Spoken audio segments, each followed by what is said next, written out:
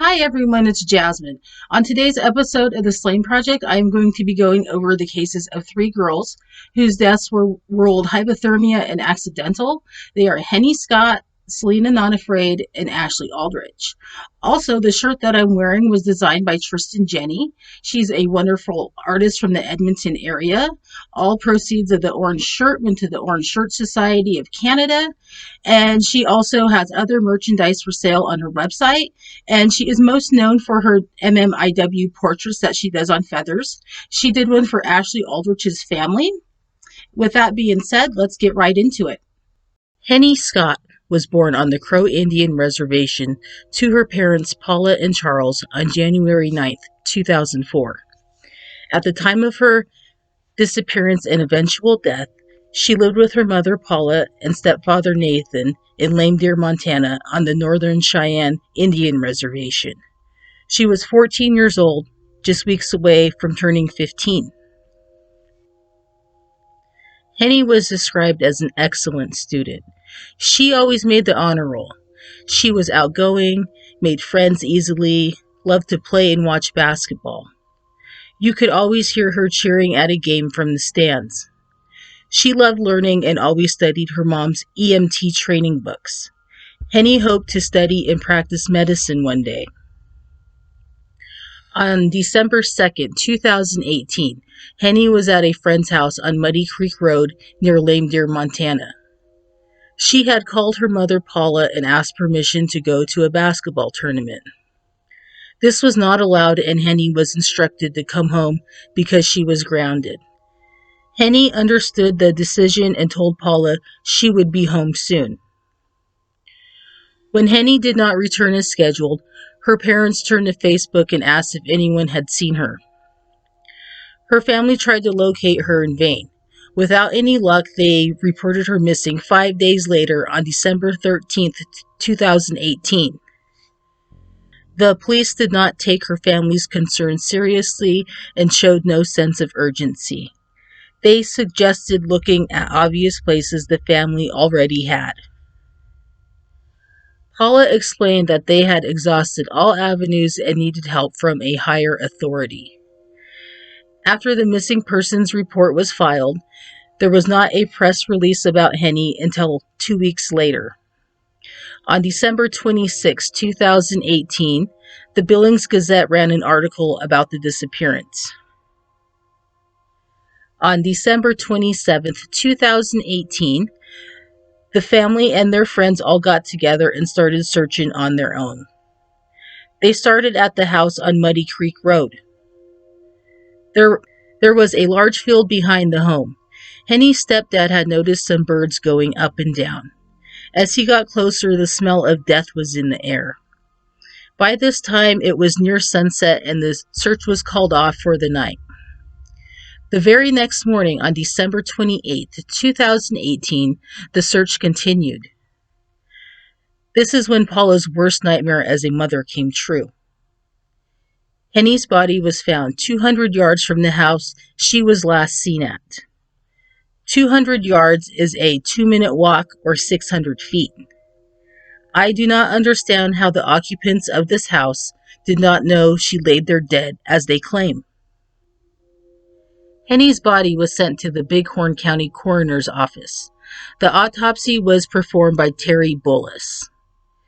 Terry is the county coroner and is also the funeral director at his family-run mortuary in Hardin, Montana. As coroner, he has labeled many deaths hypothermia and undetermined. As the county coroner and the funeral director, Terry Bullis is responsible for a lot of tribal members from both the Crow and Cheyenne reservations. He has used his position of power to take control of human remains soon after death. Terry embalmed the body of Toy Parker of Ashland without her family's consent. He then would not release her body without payment of the $410 embalmment fee.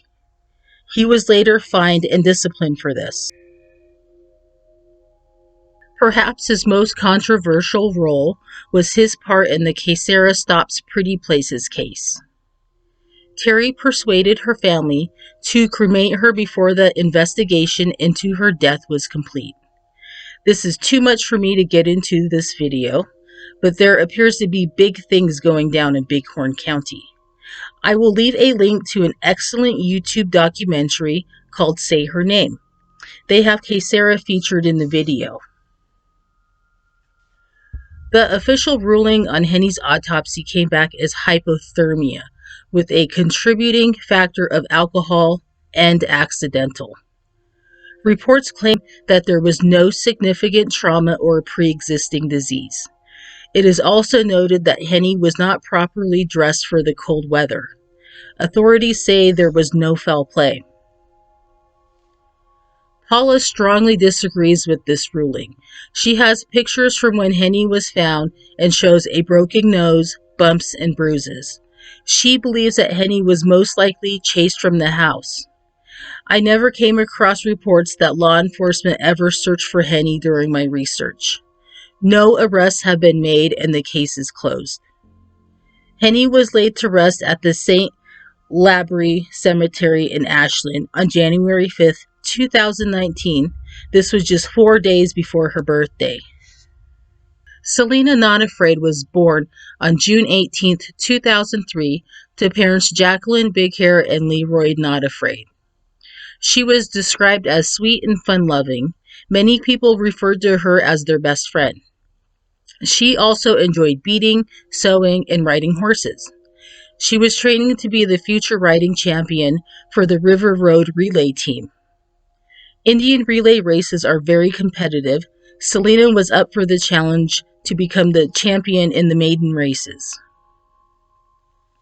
At the time of Selena's unfortunate death, she was 16 years old and living in Hardin, Montana with her family. Up to this point, she had already lived a lifetime worth of loss and heartache. You see, Selena was born a twin. Her twin sister's name was Zoe. Her and Selena were described in much of the same way. They were also best friends with another set of twins. At the age of 11, Zoe committed suicide by hanging herself in her closet. In November 2017, Selena's 24-year-old brother, Preston Bell, was shot and killed by the police after a car chase. In August 2018, Selena's 22-year-old sister, Tristan Gray, was killed by a hit-and-run driver in Billings. This family has been through so much. On New Year's Eve 2019, Selena was dropped off at a friend's house in Billings to attend a New Year's Eve party. Her aunt called and checked up on her the next morning on January 1st, 2020 at about 9 a.m. Selena seemed fine and said she would catch a ride home soon. The friend hosting the party said she passed out, and when she woke up, Selena was gone. This person would eventually be charged with endangering the welfare of children at the end of 2020. Selena did catch a ride home with 5 adults. They were driving in a van when they supposedly had car trouble. They pulled over at a rest area that was between Billings and Hardings at about 2 p.m. It was reported that after the van broke down, Selena and another female exited the vehicle. The driver stated that when he got the car started, he had to keep his foot on the accelerator to keep it going, so he had to leave the 2 girls behind. He then said he called his mom, who was 15 minutes behind him. When his mom showed up, Selena was not there, and only the girl she exited the car with was there. She was about 350 yards away from where Selena was found and not wearing any shoes. She said she last saw Selena running into the field. One of the female passengers uploaded a Snapchat video. Her view was from the back seat and it showed her holding a beer with blood on her pants. At the rest stop, there was a female seated next to her and the van's hood was up and someone was working on it. There was also a male seen fighting with Selena right outside the open van door. You could only see her arm and some of her hair, but family members say It is Selena, and you could hear her voice. This male that was fighting with Selena looked very drunk and angry, in my opinion. I have attended parties before where everyone stayed up into the next afternoon drinking or passed out and woke up drinking. I think he probably had been up for more than a dozen hours drinking. The driver said he had to keep his foot on the accelerator, but in the Snapchat video, you can clearly see that he would have to reverse out to drive away. He could have stopped to let them get back in. I will link a YouTube video I found that has the Snapchats and the names of the people involved. They have not been officially named as persons of interest, so I will not name them here. After it was realized that Selena was missing, Bighorn County led the search. The rest area was not on tribal land. Tribal officials, the FBI, and any others would need their permission to help with the search. Authorities used helicopters, thermal drones, canines, ATVs, and they searched by foot and horseback. Law enforcement from South Dakota and Wyoming also assisted. A missing and endangered person alert was put out immediately, and 2 weeks later, the FBI issued a BOLO alert. Be on the lookout. Texas EquiSearch, founded by Tim Miller after his daughter Laura Miller, was found dead in the Texas killing fields in the 1980s, also assisted. Now, after I heard this, I was sure that they were going to find Selena. They recruit the best volunteer searchers who are very dedicated. Texas EquiSearch posted their involvement on their Facebook page on January 7th, 2020. Selena's family had also camped out at the rest area for a couple weeks. It was stated that they packed up and left the rest area on January 13th. While there, they would look at the landscape and be on the lookout for birds. The birds would alert them to any type of remains out there on the ground. They'd never seen any activity like this. A lot of people believe that Selena was abducted from the rest area. Since it was right off I-90, she could have been anywhere. But this would turn out not to be true.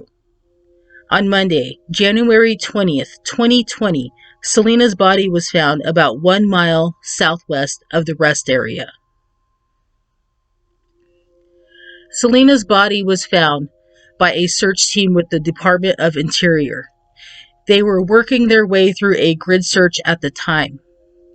Under Sheriff Eric Winburn stated that even though they were searching a variety of ways, they could have gone by her since they had not swept the area yet by a grid search. Sheriff Big Hair said that he was searching 200 yards from where she was found and did not see her.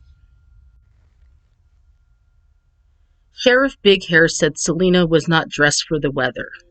She did have her cell phone with her, and there were no injuries to her body. Her cause of death was ruled hypothermia and accidental. There was no time of death listed, and the toxicology report was never released. The autopsy was attended by Bighorn County Sheriff's Office, the FBI, and BIA. The autopsy was performed by Montana's Chief Medical Examiner, Dr. Robert Kurtzman, at the Montana State Crime Lab in Billings. The sheriff's office also stated that no foul play was suspected. When questioned, Under Sheriff Winburn said that there was no footprints or tire tracks around Selena's body. But it was January and the ground could have been frozen. I am pretty sure that Selena's footprints were not visible either, or else they would have followed her to where she was found. A lot of people believe that Selena was not at the rest stop the entire time and that her body was dumped there later. It is very hard for a lot of people, including myself, to believe that with all the different agencies searching, that no one found Selena sooner. Did Selena run away from the guy she was fighting with in the video? Did he chase her down, beat her, and leave her to freeze to death out in the field? was harm done to Selena somewhere else, and she was later moved to the area that was already searched. A lot of rumors have swirled around about the people Selena was riding with in her last moments. There was a house fire on the Crow Indian Reservation in October 2020. The perpetrator of this crime was Vanessa Pretty on Top. The house was being renovated at the time and was almost complete. The owner was almost ready to move back in. Vanessa broke into the home and set the mattress on fire, and the whole house was lost. Vanessa turned herself in and said she did it because she was tired of everyone fighting over the house. She pled guilty in October 2021 and was sentenced to 30 months in prison, which is 2.5 years, followed by 5 years of probation. Vanessa has the last name as one of the people in the van with Selena. The house that was set on fire is also supposedly connected to the guy that was fighting with Selena outside of the van. It was also said that he moved to Florida soon after Selena was found. His Facebook account lists Lake City, Florida as his current city. These 5 adults Selena was with were interviewed numerous times each. Sheriff Big Hair stated that they have gave conflicting reports and the situation is starting to look suspicious. Since law enforcement believes that no foul play is involved, no one has ever been charged with her death. Selena's funeral was held at Hardin High School on Sunday, January 26, 2020. Afterwards, she was laid to rest at the Fairview Cemetery in Hardin. Her twin sister Zoe is also buried there. Ashlea Aldrich was a 29-year-old mother of 2 sons who lived on the Omaha Reservation in Nebraska. Her parents were Galen and Tilly Aldrich. Ashlea was a shy person with a great smile and outgoing personality. After she graduated high school in 2009, she went to La James International College in Fremont, Nebraska, and studied cosmetology. After she was done with her studies, she moved back home and reconnected with her old boyfriend from high school named Derek Webster Jr. The relationship soon became troubled, and the police were notified of several domestic violence incidences from 2013 to 2020. Ashlea's family members say that even though Derek was turned in several times, nothing was ever done to him. He would beat Ashlea, she would go home to her parents for a little while, and eventually go back to him. Each time her dad noticed, she would stay longer and longer. One of the more traumatic events happened on June 3, 2017. Tilly remembers going to Ashlea's apartment and finding her in the shower. She was fully clothed and covered in blood. Her couch was soaked in blood and there was blood spatter all over the walls and mattress. Her boyfriend Derek was charged with domestic disturbance and 2 counts of endangering the welfare of a child. These charges would later be dismissed in August.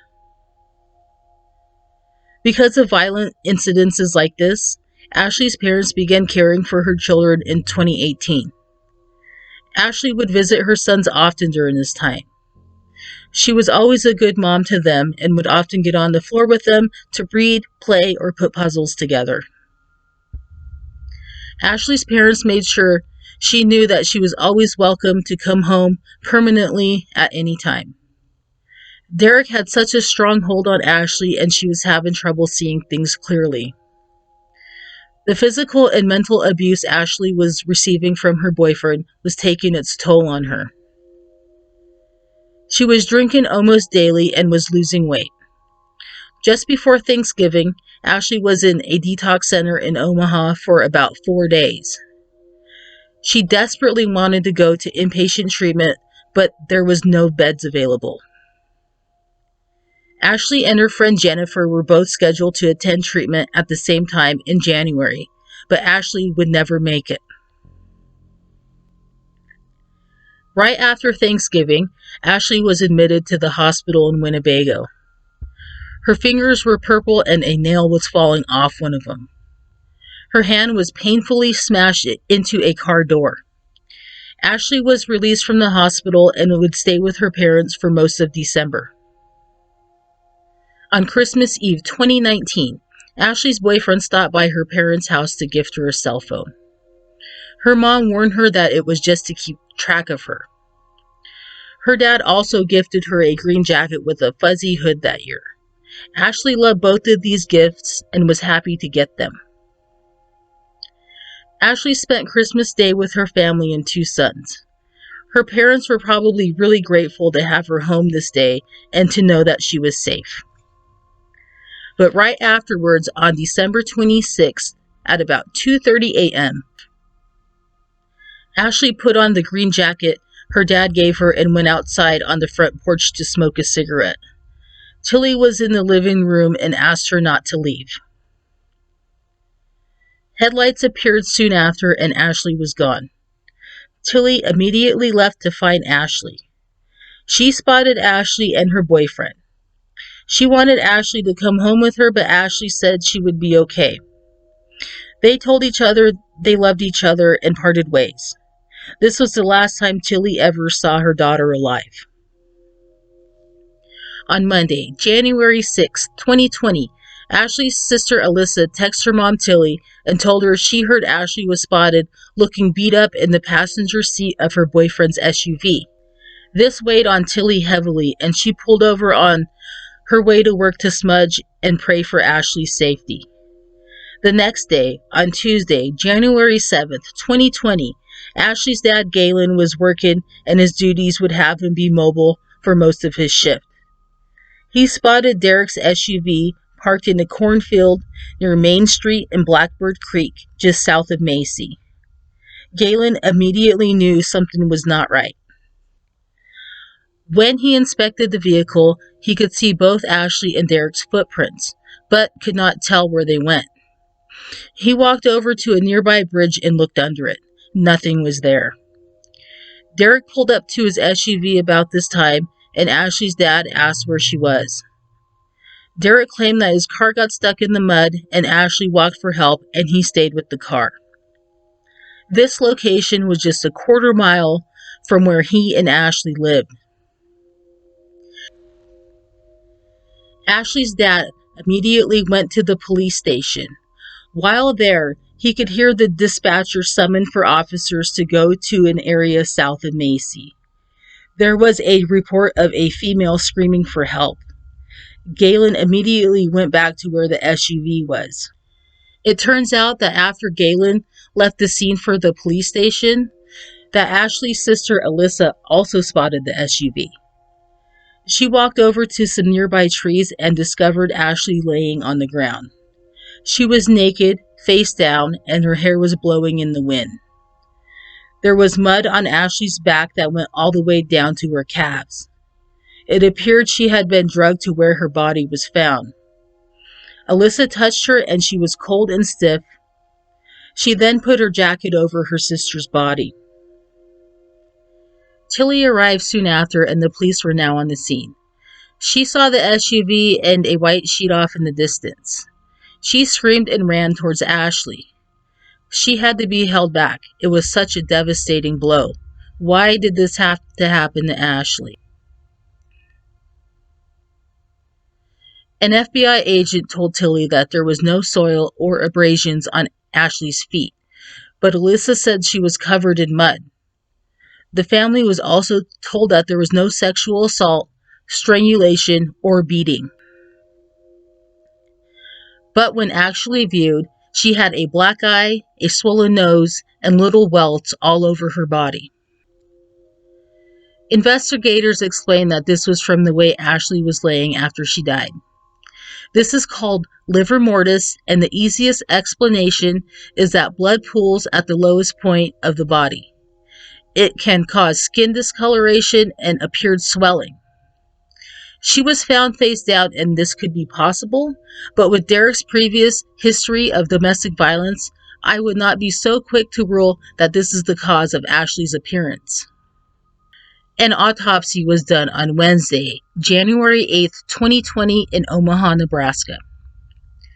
The cause of death was listed as hypothermia complicating acute alcohol toxicity, accidental. On the death certificate dated January 17th, 2020, it says that Ashlea was found deceased after she wandered off. Time of death unknown. 3 days after Ashlea was found, her boyfriend Derek was arrested and charged with criminal homicide, criminal contempt, and duty to give and render aid. He was held in the tribal jail in Macy, but was later released in April 2020 without ever being prosecuted for Ashlea's death. The U.S. Attorney's Office for the District of Nebraska has jurisdiction of major crimes that occur on the Omaha Reservation. Although they cannot comment on a specific case, they have stated that they are confident that all homicides have been investigated and prosecuted, and that they are unaware of any homicides that have not. They also said that they cannot file homicide charges when the evidence does not support. So they are basically saying that Ashlea died of hypothermia within walking distance of her own home, and that she was drunk and wandered off. She then took her clothes off after hypothermia set in and rolled in the mud. She was found about 100 yards north of the SUV.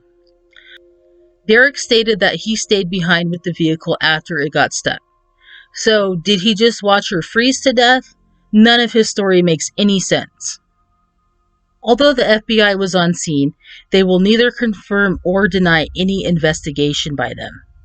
During my research, I did find that soil samples and Ashlea's fingernails were sent for testing in Quantico, Virginia.